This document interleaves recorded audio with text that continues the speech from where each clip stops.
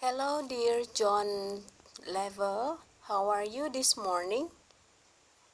Now we meet again. We're going to start our mathematical lesson. But before that, I would like to ask you to pray with me. Prepare yourself and let's pray. Our Heavenly Father, we say thank you for your love, for your guidance, and for your goodness for us day by day. We thank you for this beautiful morning. Now we would like to start our mathematical lesson. We surrender these times into your hand. Please bless us. Give us your grace and so everybody could understand all the lesson point and we could do all the tasks given. In the name of Jesus Christ, we surrender these times into your hands. Amen. Topik kita kali ini adalah tentang pecahan, masih melanjutkan topik kita yang sebelumnya. Nah, untuk mengingatkan kita bahwa pecahan itu terdiri dari pembilang dan penyebut. Pembilang dan penyebut. Kali ini kita akan membicarakan tentang pecahan desimal. Menentukan nilai tempat pecahan desimal. Mari kita buka buku cetak matematika kita halaman 14. Halaman 14, topiknya tentang pecahan desimal. Mari kita perhatikan sama-sama. Pecahan desimal adalah pecahan yang dituliskan dengan tanda koma sebagai tandanya. Contoh 0,1, 0,2, 0,25 dan seterusnya. Nah, cara menentukan nilai tempat pecahan desimal, kita perlu paham dulu bahwa nilai tempat bilangan desimal itu dimulai dari per 10, per 100, per 1000 dan seterusnya. Contoh di sini 0,85. Ya, 0,85. 0 ini sebagai bilangan bulat. 8 adalah tempat dari persepuluhan nih. Persepuluhan. Angka 8 di sini nilainya adalah 8 per 10 sama dengan 0,8. 5 adalah nilai tempat dari perseratusan. Nama tempatnya perseratusan. Nilainya adalah 5 per 100. Dia perseratusan, berarti nilainya adalah 5 per 100. Ini. 5 per 100 sama dengan 0,05. Berarti 8 berada pada tempat persepuluhan, nilainya adalah 0,8 dan 5 berada pada tempat perseratusan dan nilainya adalah 0,05.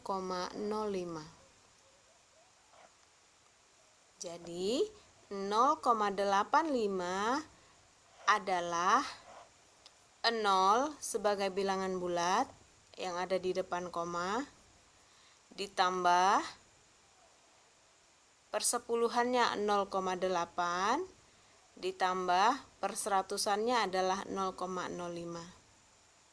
Jika dijumlahkan secara bersusun ke bawah pun hasilnya akan sama. Nah, berikutnya kita akan belajar cara mengubah pecahan biasa menjadi pecahan desimal. Di halaman 15. Ya, halaman yang berikutnya. Cara mengubah pecahan biasa menjadi pecahan desimal, yaitu dengan mengubah pecahan biasa menjadi pecahan yang berpenyebut. Kita mengubah penyebut dari pecahan itu menjadi 10, 100 ataupun 1000. Oke. Baru setelah penyebutnya dalam bentuk yang ketiga ini, lalu kita bisa lanjutkan untuk membuat pecahan yang lebih sederhana ke dalam bentuk yang desimal. Contoh 1/4 ya, 1/4. 1/4 penyebutnya adalah 4. Maka angka 4 itu akan kita jadikan 10, 100, atau 1000. Nah, 4 adalah faktor dari 100. Kalau dijadikan 10 tidak bisa kan? Dia harus dijadikan 100. Maka 4 dikalikan 25. Jadi penyebutnya dikalikan 25 dan pembilangnya pun akan ikut dikalikan 25 seperti contoh ini. 1 dikali 25, 4 dikali 25 sama dengan 25 per 100. Nah, setelah bentuknya seperti ini, setelah penyebutnya menjadi 100, maka kita akan mudah menjadikannya ke dalam bentuk desimal, yaitu 0,25. Ya, 25 per 100 itu sama dengan 0,25. Itu ya. Sebagai contoh yang lain ya, 1 per 2 itu kita jadikan, kita disuruh pilih ya, 10, 100, atau 1000 penyebutnya. Maka penyebut 2 itu kita jadikan 10. Nah, untuk dijadikan 10, 2 itu dikali 5. Maka pembilangnya pun kita kali 5. 1 dikali 5, 2 dikali 5. Sama dengan 1 kali 5 sama dengan 5. 2 kali 5 sama dengan 10. Sehingga bentuk desimal dari 5 per 10 adalah 0,5. Tuh, jadi 1 per 2 bentuk desimalnya adalah 0,5. Itu dia. Nah, yang berikutnya adalah mengubah pecahan desimal menjadi pecahan biasa. Ya, kebalikan dari yang tadi. Yang sebelumnya mengubah pecahan biasa menjadi pecahan desimal. Ya, ini bisa dilihat. Ini 1 per 2 adalah bentuk pecahan biasa, lalu dirubah menjadi bentuk desimal. Nah, sekarang kebalikannya, bagaimana membalikkan dari pecahan desimal menjadi pecahan biasa. Oke, caranya adalah, ini ada ketentuannya, mohon diingat, yaitu dengan mengubahnya menjadi bentuk pecahan berpenyebut 10, 100, atau 1000. Kebalikan yang tadi ya, kalau pecahan biasa penyebutnya dijadikan 10, 10, 100, atau 1000. Nah, kali ini pecahan desimal itu harus kita buat menjadi bentuk pecahan dengan penyebut 10, 100, atau 1000. Kita lihat contoh.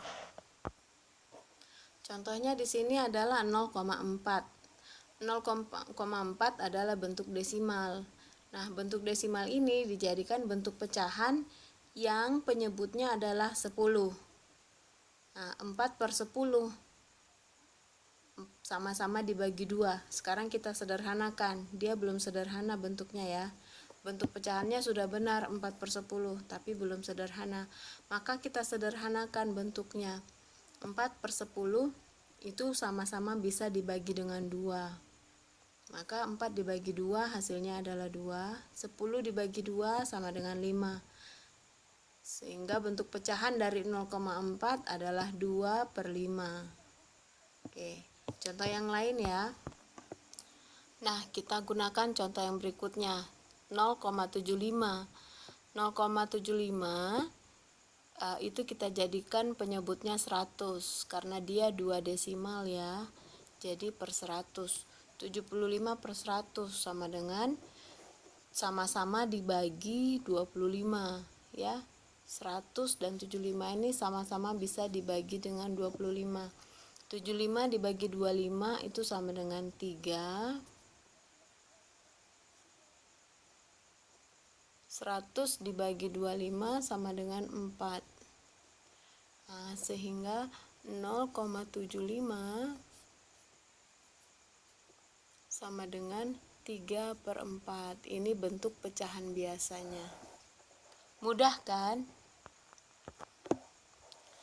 Kamu boleh kerjakan latihan di sini untuk memastikan apa kamu sudah mengerti atau tidak. Ya, nanti teacher akan share jawabannya. Dan jika ada pertanyaan, kita akan sama-sama membahasnya. Oke, kita akan lanjutkan pada persen. Persen memiliki arti per 100 yang dilambangkan dengan tanda seperti ini. Ini persen. Ya. Kita lebih dekat. Ini adalah tanda baca untuk persen per 100. Sebagai contoh, 10% dilambangkan dengan 10 per 100 dibaca 10%. 20% ini lambangnya sama dengan 20 per 100 dibaca 20%. 36% sama dengan 36 per 100 dibaca 36%. 115% dibaca 115 per 100 dibaca 115%. 140% sama dengan 140 per 100 dibaca 140%. Nah, selanjutnya kita akan belajar cara mengubah bentuk pecahan biasa menjadi ke bentuk persen, ya. Mengubah pecahan biasa menjadi ke bentuk persen. Kata kunci yang harus kita pahami bersama, karena bentuknya adalah persen yang artinya per 100, maka penyebut pecahan biasa tersebut, penyebut pecahan biasa harus diubah menjadi 100 terlebih dahulu. Nah, ini contohnya ya. Ubahlah pecahan biasa berikut ini menjadi bentuk persen. 1/2. Caranya adalah angka 2 penyebutnya harus dirubah menjadi 100. Caranya angka 2 itu dikalikan dengan 50. Berarti jika penyebut dikali 50, maka pembilangnya juga kita kalikan bilangan yang sama. Sehingga 1 dikali 50 sama dengan 50, 2 dikali 50 sama dengan 100. 50 per 100 sama dengan 50%. Ya, dibaca 50%. Paham ya? Nah, kita coba 3/5. Ini ada contoh soal di sini. 3/5. Berapa persen 3/5 ini? Nah, 3/5, 5, angka 5 ini kita jadikan 100. Caranya adalah dengan mengalihkan angka 5 dengan angka 20. Hasilnya adalah 100. Dan pembilangnya pun kita kalikan dengan bilangan yang sama. Nah, lalu kita dapat hasilnya 3 dikali 20 adalah 60. 5 dikali 20 adalah 100. Nah, sehingga bentuk persen dari ini sama dengan 60%. Itu lambangnya. Nah, ini tinggal kita sederhanakan dengan 3/5 sama dengan 60%. Mudah sekali bukan? Nah, bagaimana dengan sebaliknya? Sebaliknya, kita akan belajar mengubah bentuk persen menjadi pecahan biasa. Dari bentuk persen sendiri menjadi pecahan biasa. Sama seperti yang sebelumnya, penyebutnya harus 100. Kita merubah bentuk penyebutnya menjadi 100. Baru setelah itu kita jadikan menjadi bentuk pecahan biasa yang paling sederhana. Contoh ya, kita lihat 25% sama dengan 25 per 100. Ya, 25 per 100. Ini 25 per 100 sama-sama dibagi dengan 25. 25 dibagi 25 itu sama dengan 1. 100 dibagi 25 adalah 4. Sehingga 25% sama dengan 1/4. Menjadi bentuk pecahan biasa. Paham ya? Coba nih, nomor 2. 10% sama dengan 10/100. Nah, 10/100 kita bisa sederhanakan dengan sama-sama dibagi 10. 10 dibagi 10 hasilnya 1, 100 dibagi 10 hasilnya adalah 10. Sehingga 10% sama dengan 1/10 dalam bentuk pecahan biasa. Oke. Nah, tadi teacher ada memberitahu tentang latihan soal. Supaya kamu punya kesempatan untuk memahami dan menemukan masalahnya, teacher mau kamu kerjakan latihan soal dari buku teks matematika halaman 16 nomor 1 dan nomor 1 sampai 10 dan halaman 17 nomor 1 sampai 10. Tidak usah terburu-buru ya, karena kamu punya waktu 2 hari untuk mengumpulkannya. Teacher tunggu jawabannya. Sampai jumpa lagi. Sampai di sini pembelajaran matematika kita kali ini. Teacher berharap kamu dapat dengan sukacita mengerjakan tugas-tugasnya. Sampai jumpa dalam video pembelajaran berikutnya. Teacher berpesan semoga kamu tetap stay at home, berada di rumah. Gunakan masker bila bertemu orang lain ataupun akan keluar dari rumah.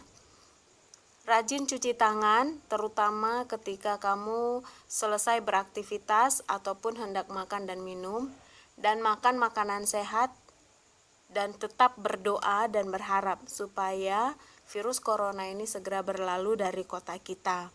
Tuhan Yesus memberkati anak-anak teacher beserta keluarga. Sampai jumpa lagi dalam pembelajaran kita yang berikutnya. Tuhan Yesus memberkati. Dah.